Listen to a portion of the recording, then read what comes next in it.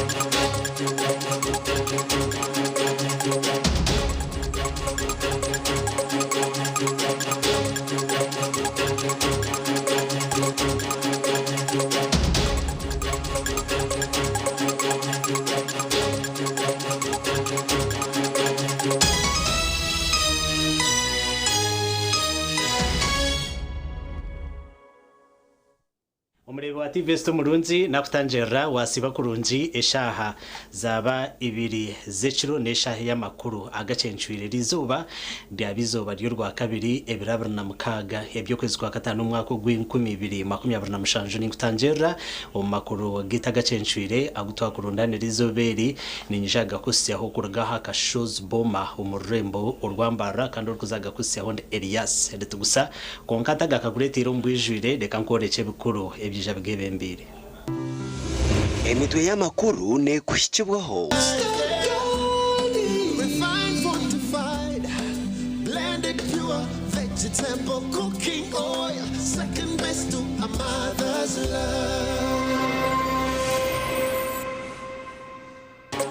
Omugacencuire kireki amahisa nyunguga Idi Adha ente 12 kubago muri Mbarara district. Assalamu alaykum wa rahmatullahi wa barakatuh.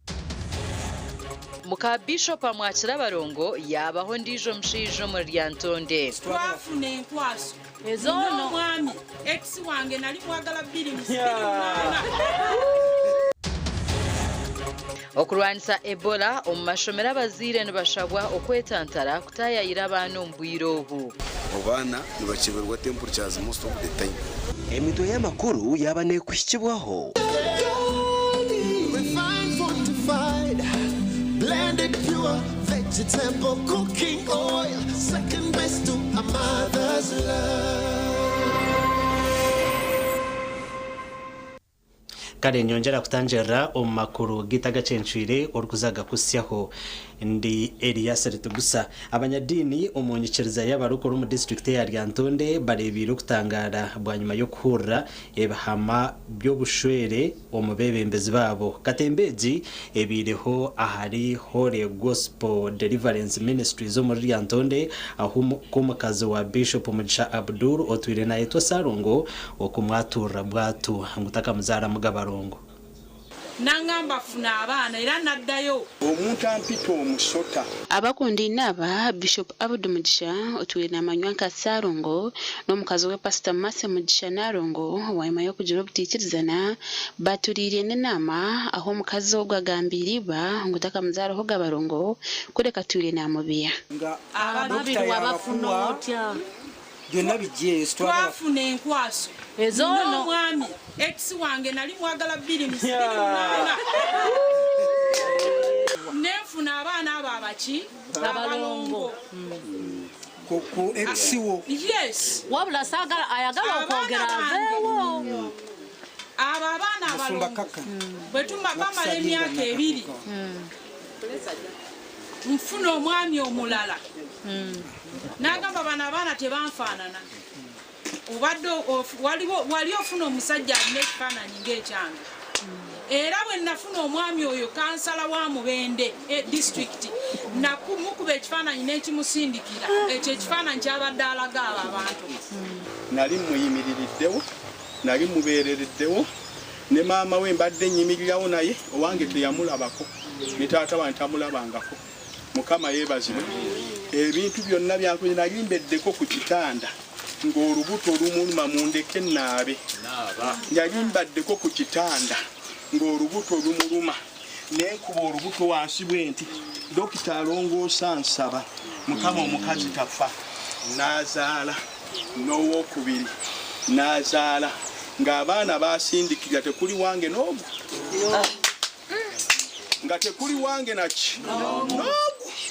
n'omu bwe tofaayo bwe kituuka mu DNA nawo nakoze double conclusion yonna tugende ku DNA nakyo nja kibagamba mukamjena ngenda kikola nga bwe kiri ngenda kikola nga bwe kiri okujira hari Bishop Mugisha amakajita kigararamu ab'omukazi kwara na musanura kiboko mitumbi no kumubuze mahande jenda nga ndi mu short bano bonna baali bamaze okuwulira enduula abaali muki nga ndina mu bigere kama yebasi nasooka kukwatamu wano nangoba n'asikaali abasikaali baali bamutumye kumbaka simanyi kama yamanyi n'asikaali n'enkoma eri n'enkoma wali wuyo asikaali afuluma ano nga nziruka nga ngoba paka waggulu agoba Bishop kama omulungi basi antuuseyo waggulu nzira bwenti ngamba naye anasaliriza bwenti sebwe iyo newamu nayitayo ku bigere mukapule saawa zagigenze mukaaga mukapule nziruka ez'ekiro ngijja nsaliriza mukana akantu ka Ronadiki lutaako ke yasiba bwe kati ngijja nteekinga omuki kava oyo yali yafuuka mukazi nga buli wengamba nti ngenze bweru ayingira ekisenge kyange bano abawala bonna kakati Fiona waliwo omuwala omulala Esther ng'omwami owange abeebakirako mu nnyumba omwo ebyo byonna nange nabigumira n'embisiriikirira kubanga buli muntu aba n'obunafu bwe nange nembukola ntya nembubikka George William Kafero mukuru w'ekyanga kya Kaliro Ward ey'ekkanisa ya Holy Gospel Deliverance Ministries Lyantonde eri kushangwa n'abandi b'ebembezi batale bamwe na bamwe batahira mu nshonga z'abanyaddiini aba. Nabagambye nti njagala ebintu bisatu bye nabawadde. Omusumba Abudu ne Mase buli omu abeene wiiki ye temwakizeemu. Ekyo ne kigaana ne mbagamba bwe kitaba ekyo bonna bafume kyaki. Bwe kibanga kyekyo nga basazeewo bonna okufuluma kyaki mummwe mulimu abasumba. Adimini mwerondemu abasumba bammwe bababiri nti gundi ne gundi oba muwendo gutya bwe babeera tugawonzikiriza okugulawo kyaki nga balinnyamu lwe balinnyamu bwe bati bombi ateeka gagenda balamula museparatinge nga gwodde eno nono nga ddeeri naye nga siwano kati munoonye omuweereza wammwe mu buno ebbanga eritali ggere agenda okubasumba.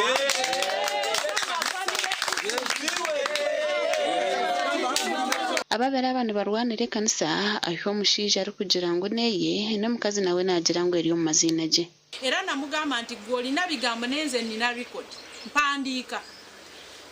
Bwe tutandika okusonda ettaka ly'ekkanisa wano, ekkanisa ettaka lino erya poloti ebbi twasooka kusasulako poloti emu ne mukadde Peace Bulasha era erinnya lya pastor oyo taliiko. Nze signatory ne mukadde Peace epoloti ezo bbiri. Nga munnaye nange olwo yali yanyambudde dde ekitiibwa ssebo ne bwe najja tebanjogerako ti bishop era ennaku zino ojja ng'akakagundi netuula mu kkanisa ng'akapakasi tewali anjogerako tewali ambuuzaako munnaye ate yakola ekibi mu batuukirivu. Bamu mu biikiriza mu kkanisa egi ne bagira ngu ekkanisa egi ebeekinjirwe ninga nabo nkabiikiriza babe ne bagyebembera obwa bakundi ne bali kutereeza ensonga zaabo. Badde nsaba abasumba basooke bave ku buweereza. Obuweereza ffe nga church nange nsobola okuyimira ne mbasumba. Nsobola kungamba kigambo n'enkiwulira nkubulire nkuyita mami teri muntu akwagala nga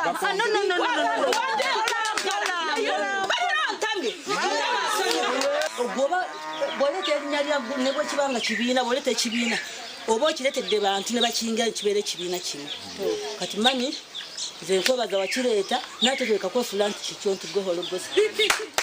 Abakulembeze musituke ekkanisa ya Kristo mu Lyantonde eri ku muliro tubayise mwenna mutukire omulanga guno tuli Lyantonde. Hona biikiriza abantu bakomeraho honka hariho epapuro babambiraho akkanisa egi okuzibira okugishabiramu. Gashoka Sandike William. Kale webale Sande K William okwetebekanisiza Eid Adha nokugenda omumisho kandi aho mulimbara nibaza kuba genti 12 okumala ebiro bishatu. Onimbala tugenda kusala ente 12. Ente 12 nezeyongeramu naye nga mu Uganda yonna nga aba Dianet ekibiina kino ekyettake kya kibiina kya government Dianet Foundation Turkish Dianet Foundation okubeera nti bwe bakiteekamu omukono nga tuyinza okusala insha Allah ente eziwerera ddala kumpi omutwalo mulamba n'ekintu. Naye nga tugenda kusala wano embalala ente 12 Masaka bajja kulya ku nnyama, Kampala bali ku nnyama, Mbale gattako Busia, Katakwi n'ebitundu ebirala mu Bende Ruddawa. So enkya insha Allah olumala okusala Eid tujja kujja wano tubeere nga tugabana abantu bafuna ennyama yaabwe era tutegeeza abo bonna nti eno sadaka ennyama eno y'abantu bonna. Mbo ekyogerwako ku ngeri y'okuwa obokola sadaka kikulu nnyo. Omubaka sallallahu alaihi wasallam mu hadithi al-Qudus yagamba nti mumpe oba muweeyo nga muwaayo ku lwa Allah yaani ate nange mbawe. Amakulu ekigambo ekyo Allah kye yayogera tekyalimu kubuusabuusa. Baganda baffe bano abatake ne bwe mulaba nti ensi ngagga ensi ezo zonna ezisinga obungi ziva mu kusaddaaka. Okusaddaaka kuno buli lw'osaddaaka tolowooza nti oba ofiiriddwa weeyongera kufuna kubanga buli lw'osaddaaka omwetaavu afuna kyabadde talina Mukama Katonda n'afuna essanyu gy'oli n'abeera ng'akwongerako. tuli basanyufu nnyo olw'okuba nti alhamdulillah baganda baffe abataki basobola okuba nga bajja okuba nga bayambako bannaffe tesobola okuba nga olunaku lwa yawmul eid olw'enkya basobola okuba nga bagabira abantu ennyama ng'omubaka Muhammad sallallahu alaihi wasallam bwe yatukubiriza okuba nga olunaku lwa Eid Adhuhiya buli musiraamu yenna Allah gwe yawa obusobozi okakatibwako okubanga osala ekisolo biidhinillah nembalala tugenda kale Eid Adhuha nizuba eryanyica kare kandi abasiramu mwena tubendeza okushemererwa kurungi twagumizamu abebembezi b'obusiramu mu itware rya Kibale Muslim District hamwe n'amabare bashajika batahi babo okwebinga hubworo omukoro ogu gwakorerwa mu muzigito gwa Mabare Town Mosque omu district ya Kagadi. Abasiramu 13 kurwa muzigiti 13 ryo mu itware rya Mabare omuri Kibale Muslim District bahebwe mitwaro 50 buryo mwe kurabira mu nkora ya zaka aho abasiramu bari kushagika batahi babo abatarukwe basaba okubahwera kwetungura.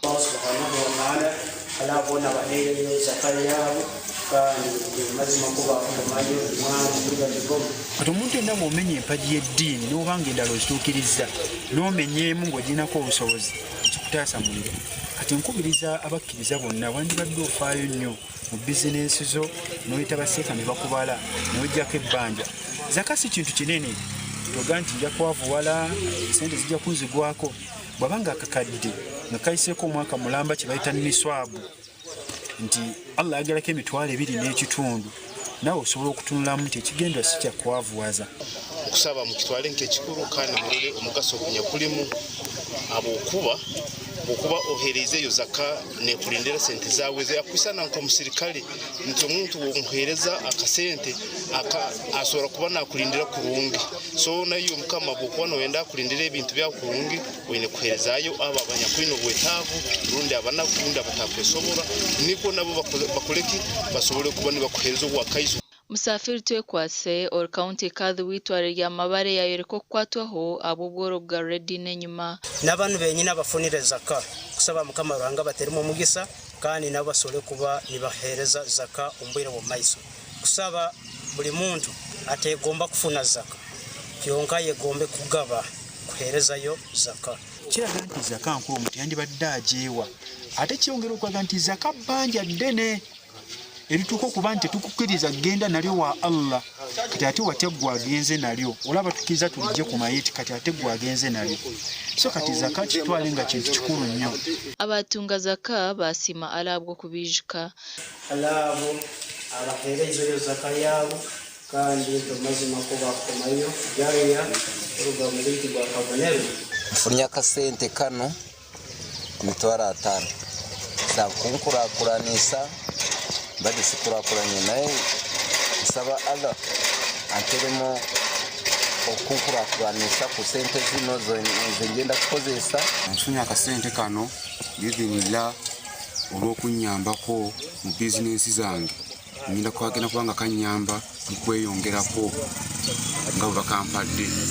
naye ate temukyerabira aba kyeyateekako mutemwa butulina kubawa aya tuzitegeere yagamba balina okufunako naye teyateekako muki mutemwa zaka n'empagi yakashatu omu busiraamu kandi hari omutemo gwa sente z'abagiga barukwayo kwebwa abantu abarikuba omu byentaasya amakuru agasha kwa Thomas tumwebaze webare Thomas tumwebaze babebembezi omu district ya Ibanda baragira abebembezi bebyanga okutandika kukora potoro okwata abazira abo bona abakiremerwe okutwara abantu mu mashomero byagambwa mu huriro kutongoza projects z'amashomero ezihereze kwa acyashanga ngo bwanyuma y'ebero 2 tamu ya kabiri hereze kutandika abana binjo muri Ibanda tabakagarukira amashomero. Kigunga Primary School mu Rukiri niyo yaletaho obuhinza mitima mbebembezi bwanyuma yo kushanga beji bari enjumi 2 eri rimwe ahagatungire project ey'ekyombeko ekyatongozibwaho eriizooba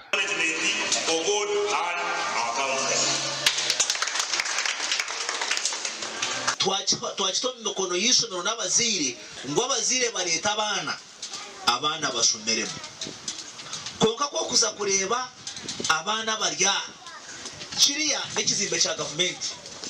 nakiro n'ekizimbe kya gavumenti hati n'ekisya n'ekizimbe kya gavumenti konka abana tubaruho baki abantu muri kigunga ni bingi kandi bazira abana konka abana tubaru aha bwaki ahabeje bitano hishomereri haba haruho abatari kurengana ngo 10 nikwe kuragira bebembeze kutandikaho potoro yabazire abatari kuhumurikisa abana babo abeji anirunumwe bakahumurije Dinkmanya karastisha no tracing. Do you have any explanation as to why 21 learners people have not reported or P7 or P7 stand up? Can you give us explanation as to why 21 pupils have not reported? Abazire intikateka yabo ukurgenye umwana uko bireri batakuraga kutandisa abana intikateka ngo bundi abazire mbasa kuba batekatekere muno ekikumara kwereza abane bukwatu byo kutandikira ngani nyisiga ngo mbiru bya kongero ho n'ugwa kabiri za kuba mu rwa kana abana bakuba batandikirwa bwire amashomerana nigo gaganyirwa mu programu eji ahabwa sente zirugiro mu school facility grant mbwenu ka district tugerezeho na gate gona buri mwaka kureba ngo twayongera ha bibina by'abana ukureba ngo twakendezo mu iruzurra no mu mashomero mu maklasi habwa abana bitwabo gasha kwa Timothy Mushabe webare Timothy Mushabe twatunga okumanisibwa ngo cabinet yabasa kuba nesho hozubwa turarwo mu kahumuro ninja kuretera urukara rwabaryo bwa minister prime minister na nabandi abatoranwa okubasa koza o ministries zitari zimwe na zimwe umurebe wito murunzi ni kusima aho ruturebera hona kandi webare na noktorana kureba TV West Studio makura gacenshire konkade kambanze mpumure ukace ningaruka na makura gande Movit All Day Toothpaste meant to give you powerful night gum defense and teeth whitening. The charcoal flavor gives you deep cleansing and power stain removal. Agarukurataho abebembezo muri cegegwa nibashaba government okubombekera ishomero n'irwaro. Abana bamo bareke kusoma agwa long distance.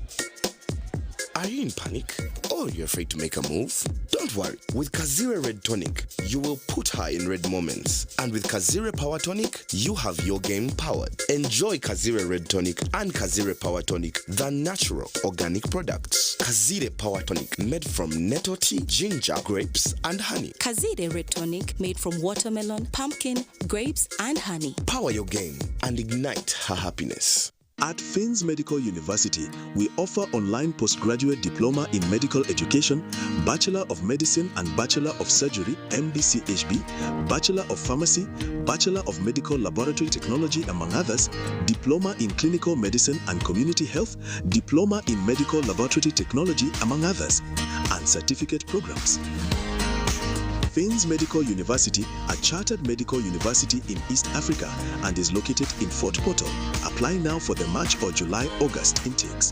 Visit our offices or apply online on our website or contact us for details. Fins Medical University, saving lives, our passion. Feathers, sanitary pads with Amana ABC Feathers sanitary pads tokujwara bukumi bwoka konkani zije hamwe n'obusinje bwinji. N'amanu go kunyunyuta hamwe n'ebishenje bine by'obukumi kandi n'amapapagazo ni maringwa agari kuretera okwekunda n'obusinje izoba lyona nechiro. Quality pads, affordable price. Pads zezi zikasimwa na award za bulenje bw'izoba ya Afrika. Feathers pads niziretwa omusaizi nyingi ahari mu empango neza bulijo kandi nizija na pantliners zabusha okuyamba omumbera zawe nkomukazi. ABC Feathers sanitary pads okwoloba amani obusinje. Feathers sanitary pads obukumi bw'omutano ombwire bw'omutano.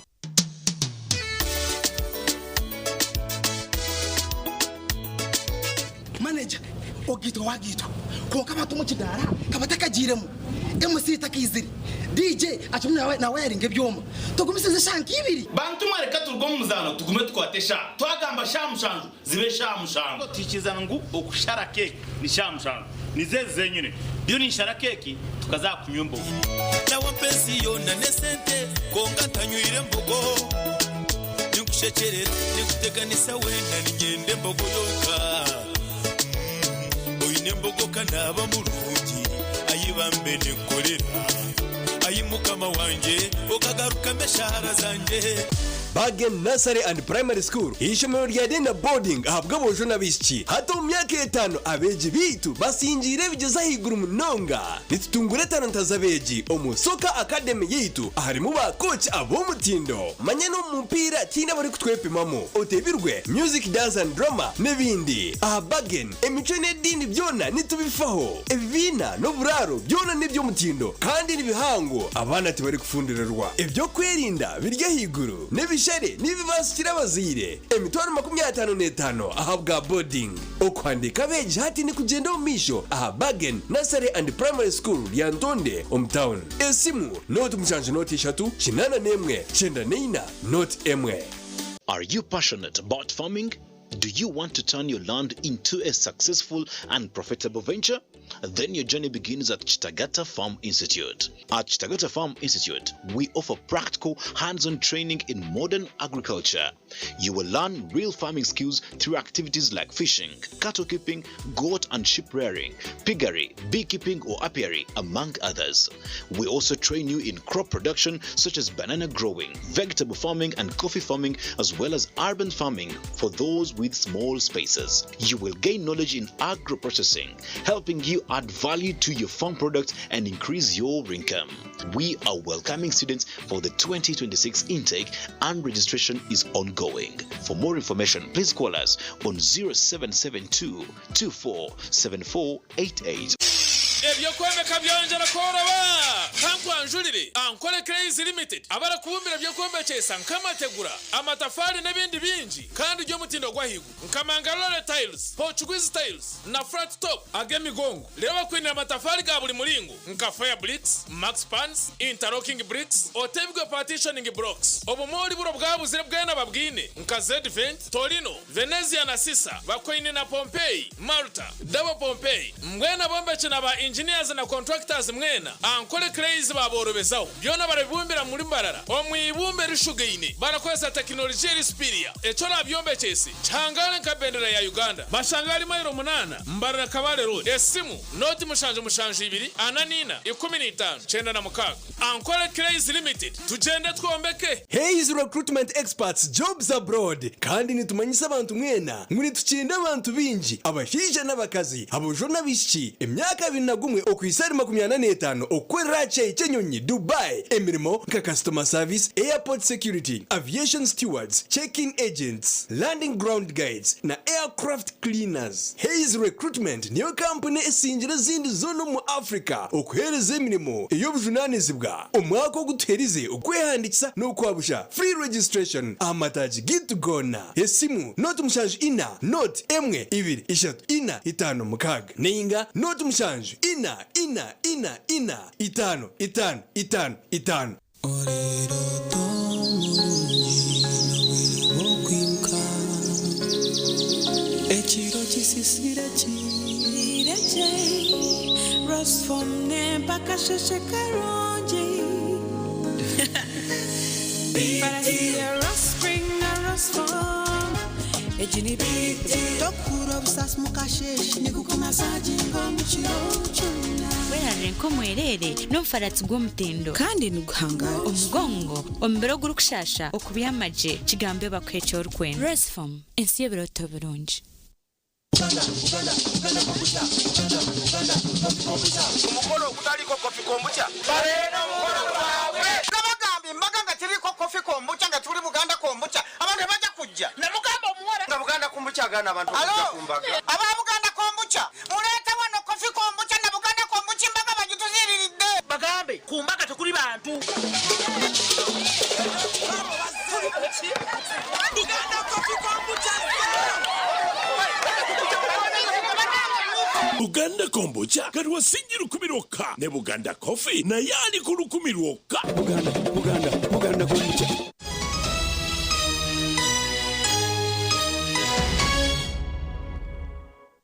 Kurukayo okumbutumwa bw'abashubuzi twagumizamu omakuru ageshwekeki na nakugambire ngu cabinet yabasa kubaneshohozubwa kandi omubakwasubwa Emerme Chaju Honorable Rubina Nabanja bamureka ahabwa Prime Minister kandi Jessica Arupo nawe yaguma hantebeye iyo bwa Vice President Professor Ephraim Kamuntu yakwasubwa umurumo gwe Chaju ni Minister wa Internal Affairs kandi General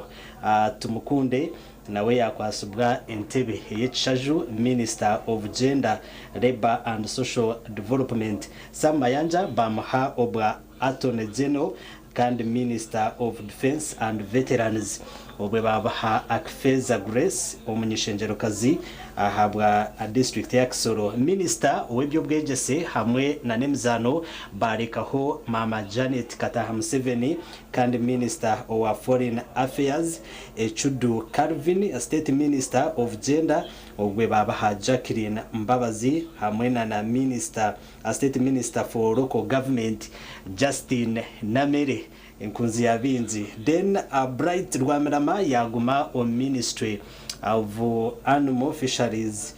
Then twareba abanda babasa kubana bihamu on Ministries Matia Kasaija ogwatwira Minister w'ebyesente na nokuteka techeri hanga umwanya gwe bagutamu Henry Musasizi kandi Moses Ari Francis Mwebesa otwira Minister of Trade na bamunaga hamwe na Rafael Magezi otwira Minister wa Government Zebyanga nawe entebe babasa kubana bajumwi hamo. Deka amakuru agakwata aha ministers bona kuko bashoze bwantwija kongera gakutera ha social media handle zitu kandi tuzagaruka tongerega kuretera makuru gitu ahizoba eryanywe nchakare. Twagumiza n'amakuru abo bushoborozo mu district ya Shema bakwatanise na nabarukure by'ubwegese barabura baziro kurekeraho kuzaha amashomero baba batesurweyo bagira ngo eki kigenderire okutanzira oburwire obwa Ebola obarukireho mu ihanga. Ebi byagamboro kurro kurambura amashomero habwa Shema district Sempa Muzafaru arukhayo butuma bwo kutandika tamu ya kabiri etandikiro mu nyuruzano g'uburwire bwa Ebola. Rero muranga bazire nimbeshengereza kandi bihanangiriza strictly mutakaza kuteka bahiti cyazi bito ahaninga ngo mwenda futahira abana ngo mwenda kureba abana arabazire abishitwire kijya mutemba kugira ngo umwana we yamaresa ndatamwine atabona naje kwetera hansi kubaruka hati endware yo nebasa kumukwiha umwana ogurene n'icyo wamugasa nahabwe cyo kwenda kwirinde ibyo byona umzire kumwanyuka n'umwana guma yishomero nabwanyima egindwara tubase kugirinda haro hamashomera gutwahikamu omu district ya Shema okureba kubetebekana isokushomesa beji omubwiro bw'endwara ya Ebola. Abashomesa bamanyisibwe umwana narebjigwa kureba ngo yakoze sanitizer abukuba naba interaction mpango kandi nabwe tugeza gukora mu clinic aba facilitated kureba ngo nansi aine masks aine sanitizers kumara aine temperature gani kurangu obana nibacheberwa temperatures most of the time. Tekateka ngo abazire ministore mpango kukananisha babazire babe jabo abatakagira ishomero mwije mureta abana ishomero bamuruke agobota muri nebiro byaye haru habeja batugira ngo bashomesi bw'ekibine kukora okukingira endwara ya Ebola. The principal of the center has promoted some of the measures to prevent the pandemic, whereby they have provided washing facilities on each and every class, on the dormitory entries,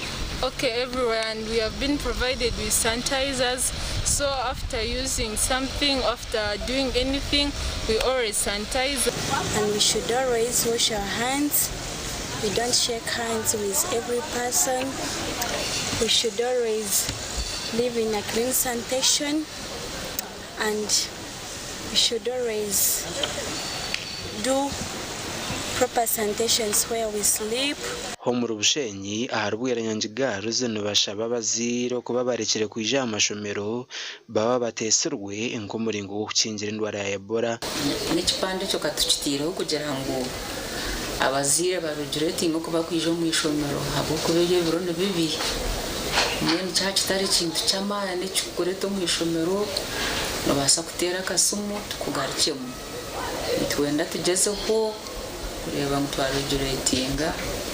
abantu abafitaho mu ishomero bato kama n'umuntu kuyijari okwabeje nabo batebekanisi bo kwirinda indwara ya Ebola iriyo neteganisi hanga twatandikiraho abana uwizo abazo mu class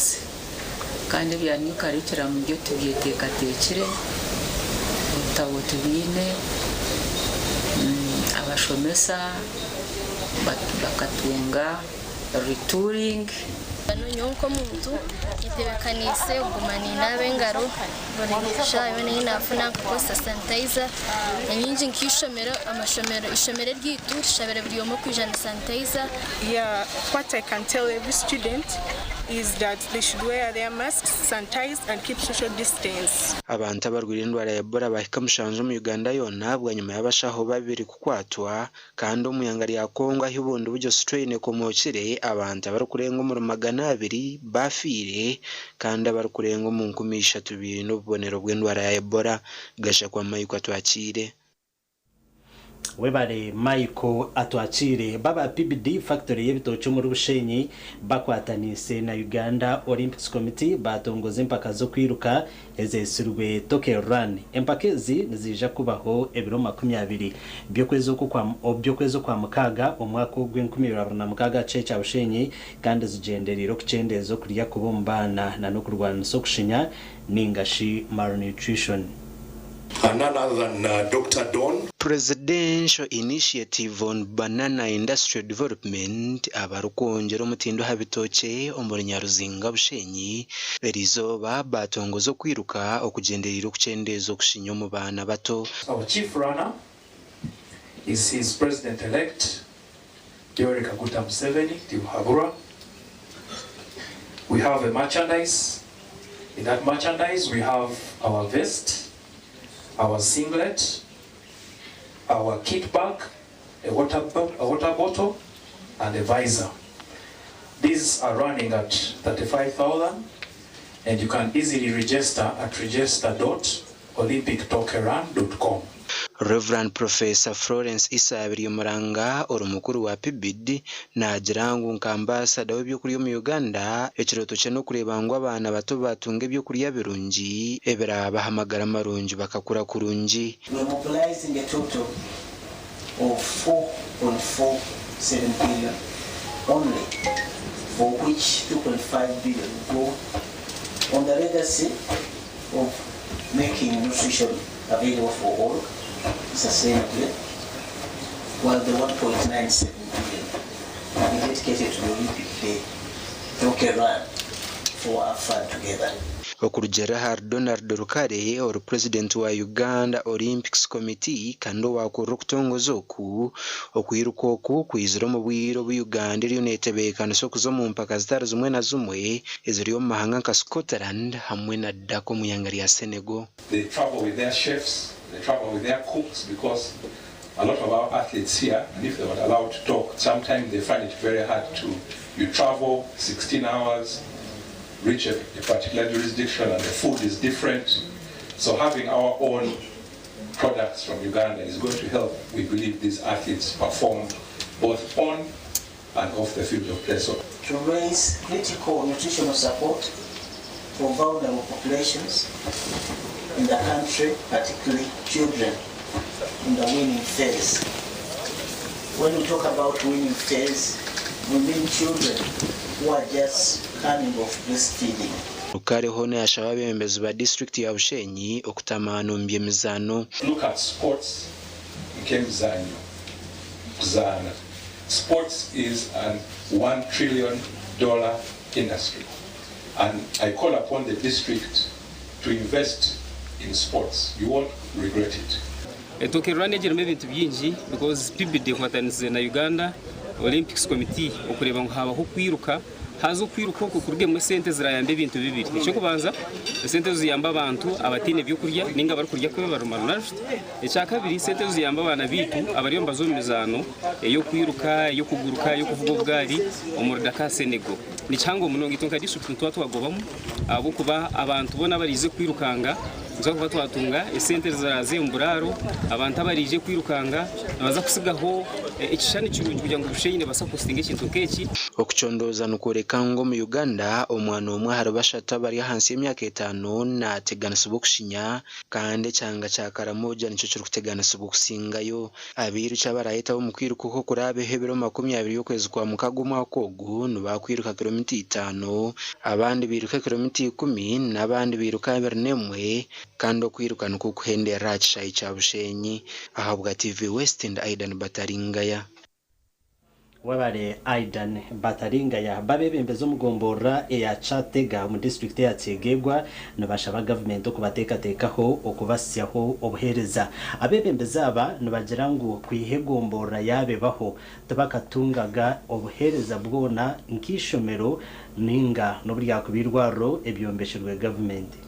So I take this one. Nshungeji emanyiro bwabebembeza batorinwe babire nubarahira ahawe inshiro y'2026 ashatanaguma. Solomon informed that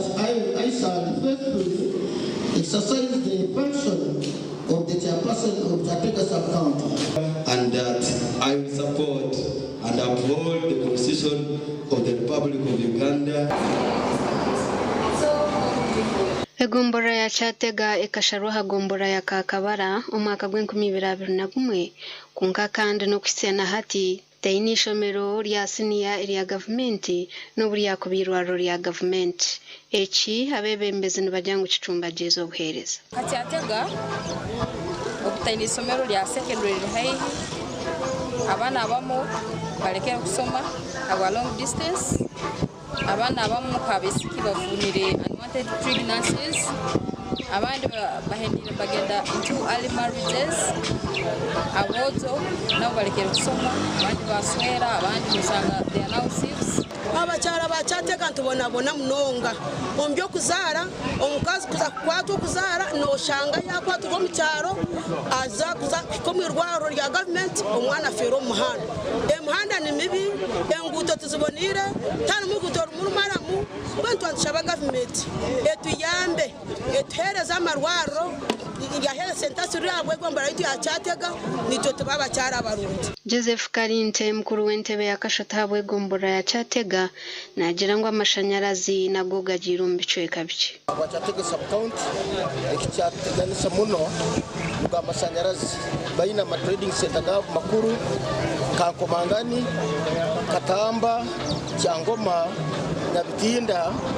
na Kinyinya tibayina amashanyarazi turengera kusobora kwikira ba MPs area MPs yamba abukucha services ina abantu Kasha kwa Philip Murangira webare Philip Murangira twagumizamo abebembezo mu district ya Ntungamo nabashabwa okwehara okwebaganisamo okubari kugira ngo kuzingamize entunguko mu district age Samuel Muchunguzi rwakigoba Sarongo oguru mukuru w'entebe ya Katanabwa district ya Ntungamo nagira ngo okwebaganisamo okukira munongo mbebembezi no kuteganisa entunguka mu district ya Ntungamo. Evigambo rwa mukorogo kurahiza bebembezi abwa Central Division no muri Ntungamo municipality okukurirwa muramuzi w'idara ryo kubanza bwa district ya Ntungamo Sharon Nasuna. Bible app. I tumuhirwe Duncan say in the name of Almighty God that I will be faithful and bear true allegiance to the Republic of Uganda. Samuel Muchunguzi mukuru w'entebe ya Katanabwa district ya Ntungamo shabira bebembezi okwatanisa bakargo mukwebaganisamo okucumbagize byentunguka. Bernard. I Tugoma Bernard. Swear in the name of the Almighty God that I will be faithful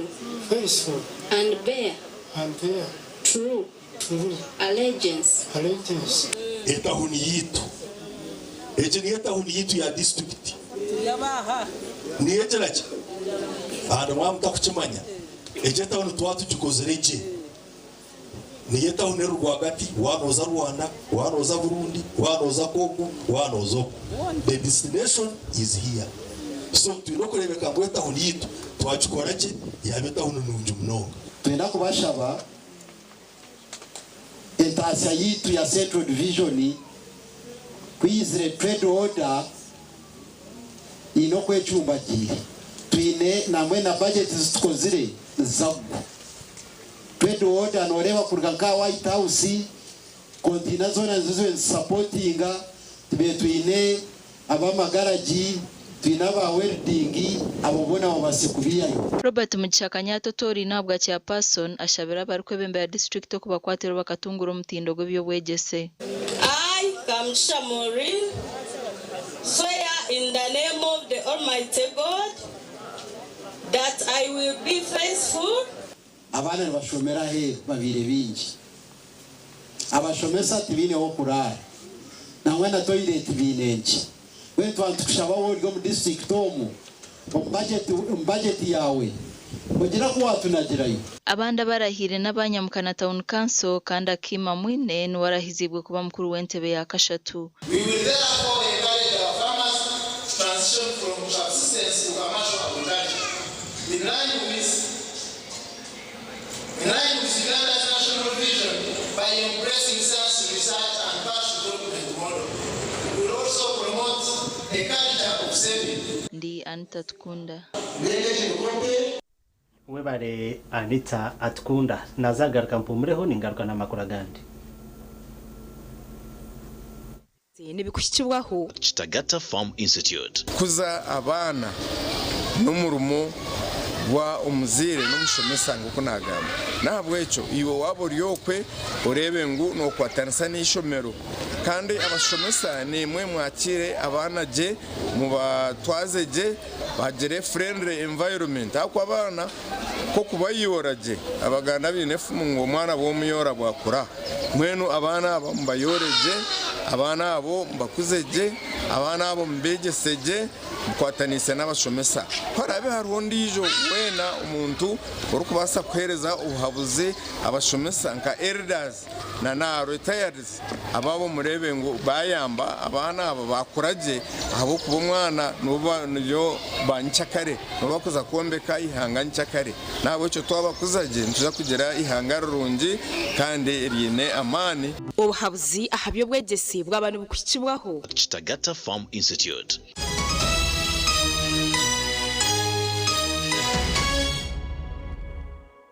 Kuruga mu nshozi za Kinkizi n'itaka ryo rwezo irya Kanungu habireho intekate ya mane yatandikirwaho abantu abino mwete go kwetungu tindijo ni Kinkizi Development Finance Services Kidefisa Sacco Limited yabo ryo muhinji omushubuzi ningo muzire uyerekerere biro ryo misho turakwentandikira yo kwetungura kurabira muri za roni zi ko buhinje no bulisa capital yo bushubuzi boda school fee maka n'izindi nyinji hamwe n'izindi nyinji aha magoba agakendezibweho twina accounts nka individual fixed deposits school collection accounts women empowerment accounts joint institutions turyabesigwa omukubikire sente zawe shanga head office Kanungu headquarters Kambuga Butogota Pungu Chihi na Nyamirambo okumanya birakiraho tera noti mushanje 2 kaga nemwe noti 5 kaga nemwe email Kidefisa Sacco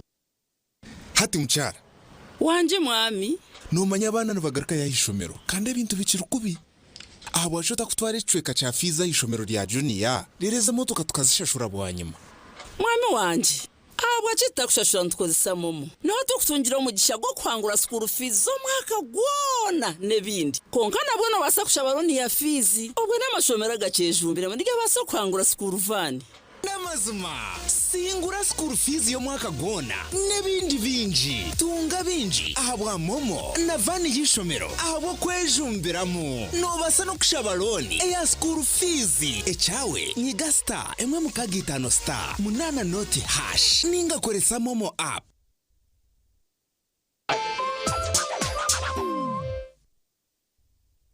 umore kuruka bagomba okugutebeka nisibwe ba Swift Initiatives Limited omuchayi kache kambarara ufutandika niburu 26 ebyo kwezi kwa mukaga okwisebura 5 ebyo kwezi kwa mushanju omwakogo aha main gate ne 12 zonka no kuleba nyamishwa ne 12 zonka abana b'amashomero aha main gate eshiringira 10 kandi ukureba nyamishwa nazo ni 10 zonka mungena b'amakorera amahango hamwe n'amace abaza banks telecom companies za companies zikora byo kunywa abahinja abatunyi n'abarisa abari kora byo mikono abari kushubura imyenda enkeito abamabara n'amahotel n'abari kosa za mucomo amashomero n'amatendekero mwena ni mwetwa nije murebe nyamishwa engabia embarasi uruziramire ubunyankogote maya ugonya nenjeya babuniga abana mwarya face painting swimming pool y'abana bouncing castles rero sakasinse y'umurembe egali yo mweka y'abana uri kwenda kubukinga akasimu noti mushanju 2 anana mukaga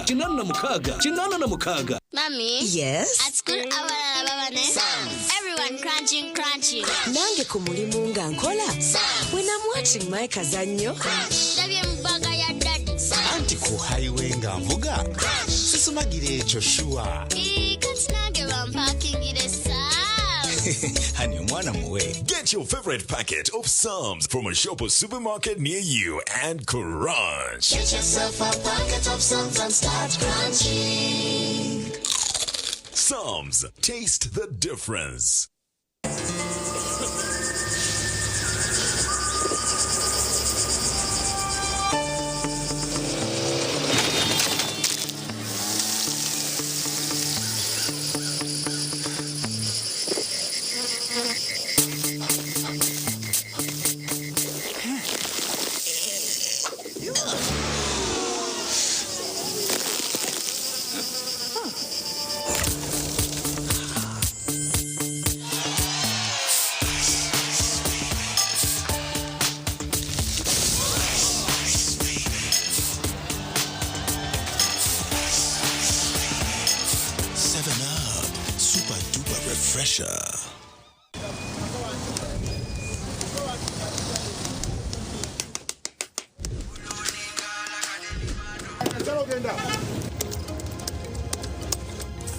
And that's it for today. Till the next episode.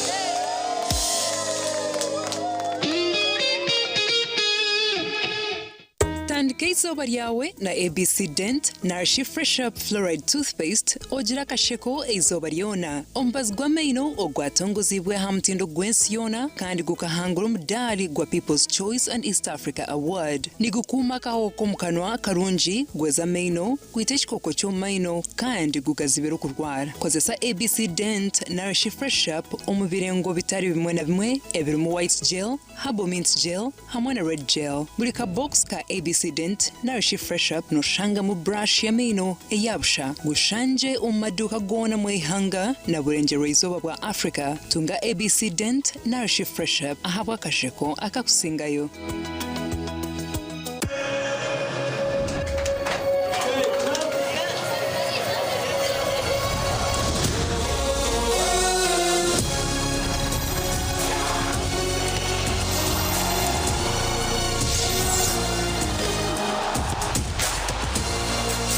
June to 19 July, everything can wait. The FIFA World Cup 2026. Catch all 104 matches on 4 dedicated channels, live on SuperSport, only on GoTV. There's a new way to keep your breath fresh all day. Introducing Movit All Day Toothpaste, meant to give you powerful night gum defense and teeth whitening. The charcoal flavor gives you deep cleansing and power stain removal. And the herbal delivers natural strength for healthy, confident smiles. Choose Movit All Day Toothpaste and enjoy freshness all day.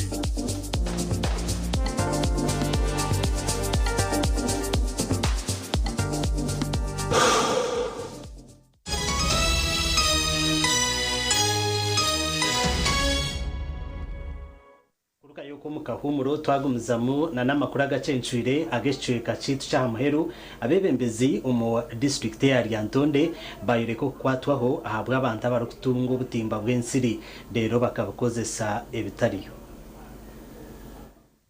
ahabwa district ya Lyantonde obutimba burukwingana emitwaro 8 rukume 5 shanju na mwenda nibwo burukuzagabwa omumake emitwaro 3 benankaganina ubwiyecho nigeze kumanisa abantu bitu abafuna ubutimba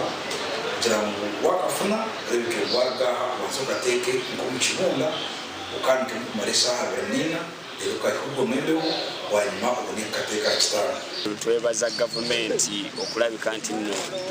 etegedde ku mulanga guno gw'abantu obulwadde bw'ensiri bubadde bungi nnyo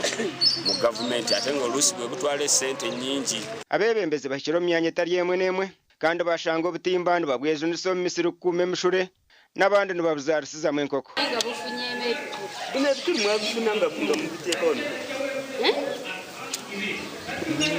message n'emwe abantu mwena batwara obutimba takabukozesa kubi akatimba aka abamwe mbabutwara akibusomuka usanga yabuhimburamu ogwo kamuro butunda usanga aine nkoko amuna akwatse nkoko nanigira ngo government oba ekayongere ahanamba eyo butimba hoko mwana noza kushanga ne barara babiri omomwe kandi ubundi yatunga bubiri akomucyara n'umwana n'omushija ninga kabana babiri so ningira bakayongera butimba omuntu namba yayine abaninjani bwo butimba buyatunga kureba ngo twatangira omushija gw'ensiri ogabo butimba mu district ya Lyantonde kutandikira muri za town council kandi buzagabwa omagomborora 8 garukora district yona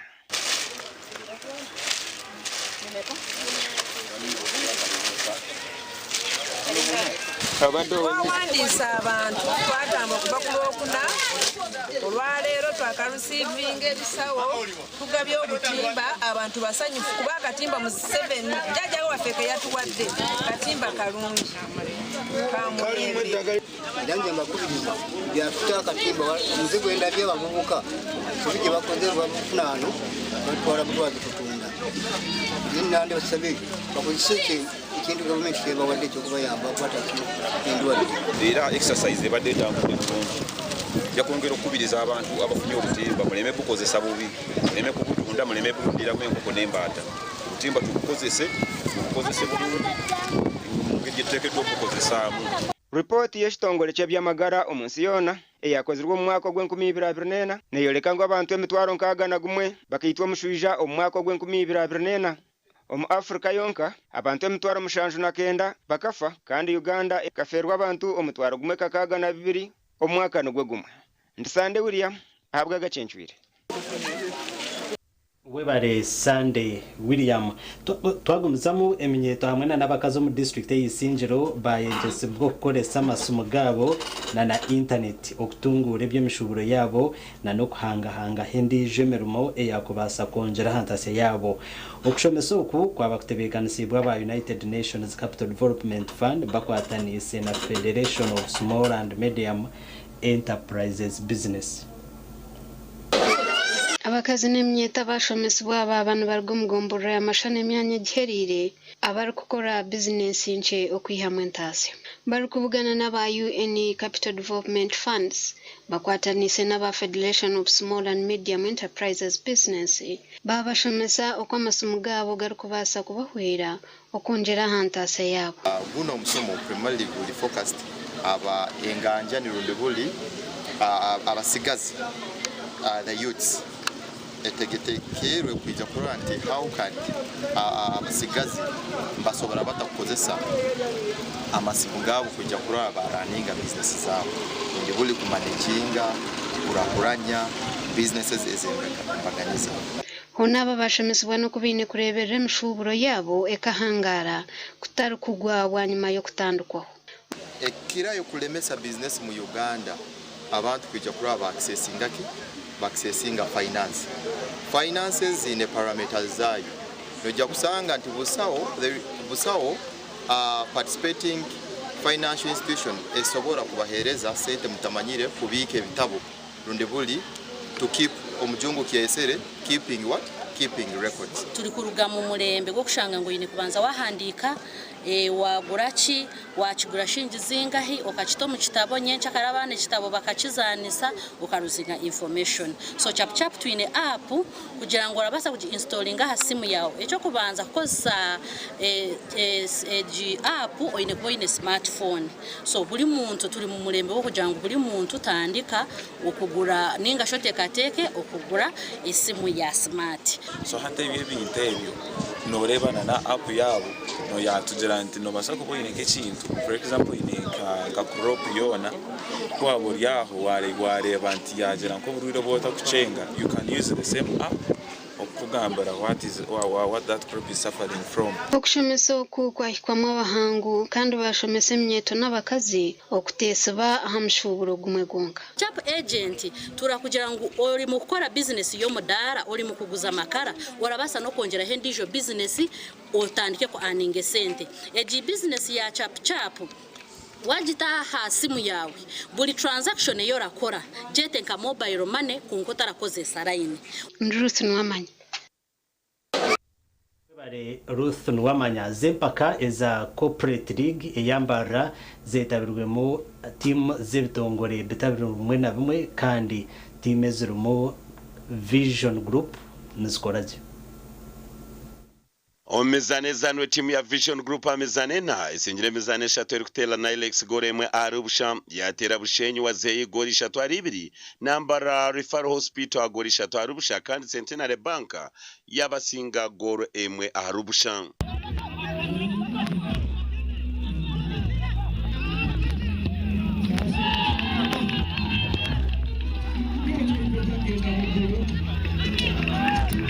ahandi Centenary Bank garikire yasinga Ibanda Games Teachers Association na goro ina arubusha rero kiruhura Legends esingire Chosha Electronics ibiri arubusha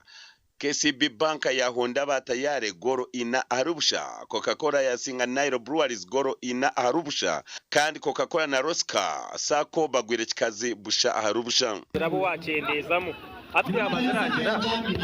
atatu na tayari ntujeha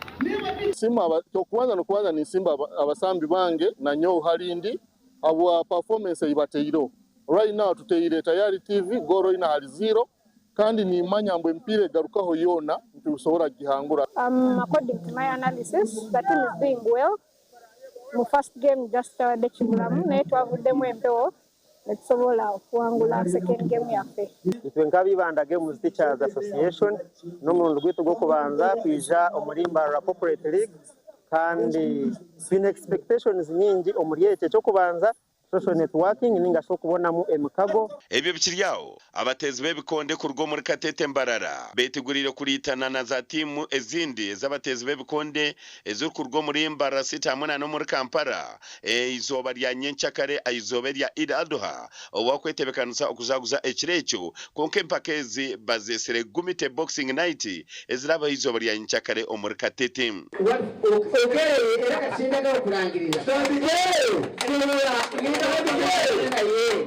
ebyahamibwa omurukiko rw'abanyamakuru rwaba hari AAA omuri Katete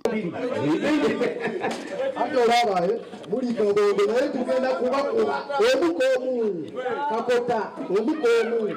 munabuyinokaba empakezi nabwe zine kigenderwa cyo kutona mu abazana bato abarize kubana bazwekera omumpaka zitari zimwe na zimwe aharengo rwihanga ryona atenga buli omu kyasobola okola akikole mu kitibwa kye tukwatagane tulabenga tuyimuse ebikonde mu mbalala tukomyewo omuzanyo gw'ebikonde mu mbalala wano kigenda cyo kutegeka show eji ahizobe erya Idi nkasanga abana emijiji mito bine bakunda ebikonde bansaba kumbasa kubakwatiraho bakabasa kore sentaranta yabo nanye nabagira nti ekande bukunkubasa ogera cyo nagenda kukuwa bade nsaba tubisazeemo ebyo kozite biriwe nenga amayini gache musubiza twena twalo muntu wasebu wale batusubiza kare katuguze muna gebye muzano timu ya Saza Boda Boda ni yehangwire mpaka zo mpira gwebijere eza Masaka City ezo mwaka ogw'2026 empakezi zibire zetabirwa mu timu mukaga aho timu ya Boda Boda esinjire ya Chabakuza na nagori 2 ahari 0 kandi finals zanirwe ahacai ecisha zari ya Masaka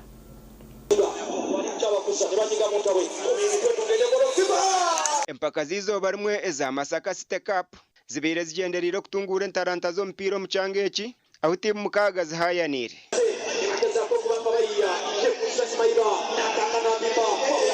Aba boda boda saza stage na timu ya Kyabakuza nibo bahikira finals nikwe timu ya boda boda kusinga omuzaano ogu ahabwa goli 2-0.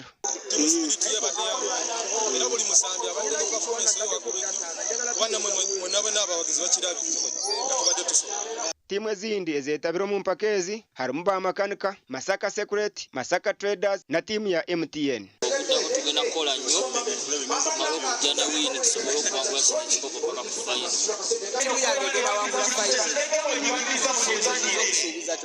Omuganda makuru kuruga Kamwenje omuzani Ivan Senyondo niwasingire empaka za Pool Party Complex ezitebekanisibwa mu district ya Kamwenje.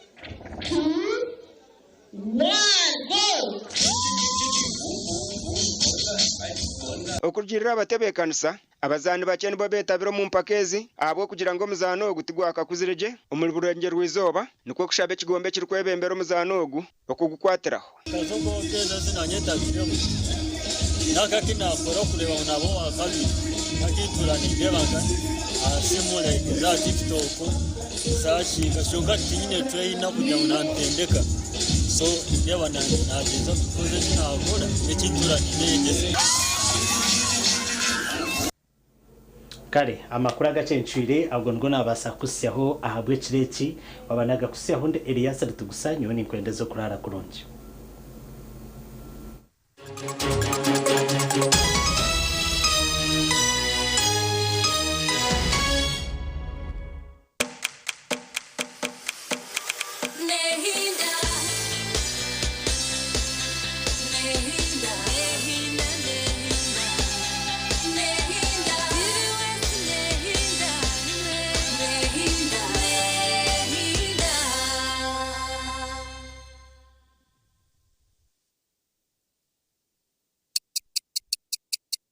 Eshaha zabisha tuzechiro na when you don't use Momo, you get insulted by strangers.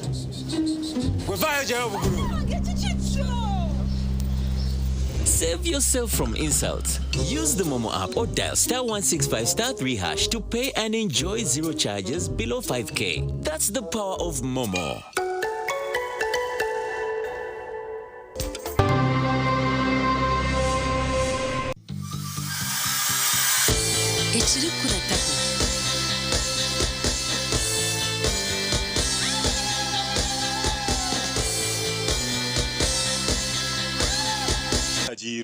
Bana Uganda mwenna mwebale kusima Bachogela Hub Products olw'okufufugaza endwadde z'ensusu zonna tonyereza bato n'abakulu era basimye empereza yaffe tuleese ebipya ku katale. ABC Dent na Fresh Up nibikuhereza akawo karungi munonga yejumbira omubazi ogwa ABC Dent na Fresh Up deero oyeyonjera okusheka omu bantu otine kwetiina aha kasente kakye munonga.